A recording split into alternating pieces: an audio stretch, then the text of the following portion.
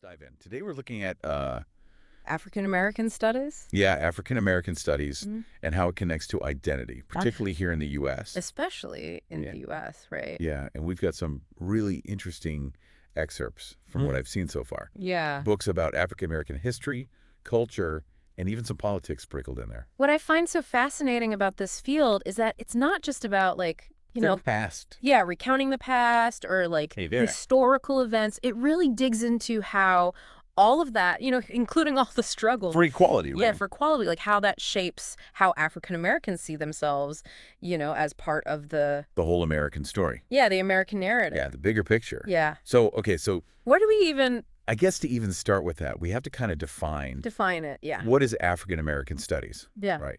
Like, as a field of study, Right. as a discipline. Nathaniel Norman Jr.'s book, African American Studies, The Discipline and Its Dimensions. Okay. That's a great place to start, I think. He makes this point that it's not just one thing. It's not just one thing. Yeah. It's interdisciplinary. It's history, it's culture, it's politics, economics. He even brings in philosophy. Wow. And it Touches everything. touches virtually every That's right. facet of the African American experience. It's really incredible. Yeah, and I think one of the things that struck me, even looking through some of these excerpts, is how even the name The name of the discipline itself. has changed, like over Yeah. time, Over time. from Negro studies, Right. Black studies, Africana studies. Ethnographicana studies. Exactly. It reflects like where we are Yeah, it reflects those shifts. as the society. Totally. Yeah. And I think that really speaks to how dynamic both the field is and the identities. It explores just think about it. If you were to design an African American studies course today, Oh, that's a good question. what topics would you think Are essential. are absolutely essential and why? Makes you really think about Right. how it's changed, but also how it stays the same, I guess. Exactly. There's some core through line there. So Absolutely. Norman also mentions this idea, and this is something I found really fascinating too, the African antecedent. Oh, yeah.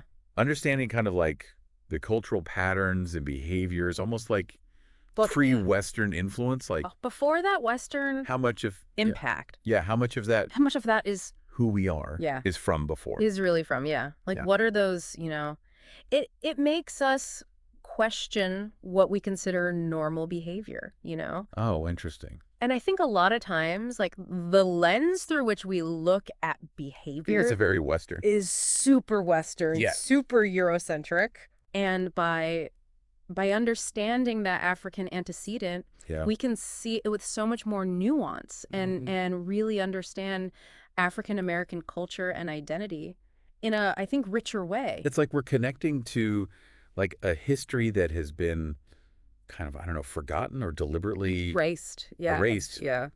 pushed aside. And Norman talks about Ma'afa. The African Holocaust. Yeah, and this isn't just like a thing of the past, right? It's Like not just a historical event. this is something that is still shaping how, I guess, African Americans think about themselves. And Totally. yeah, and it's almost like a collective consciousness or something. It's like a collective consciousness and identity.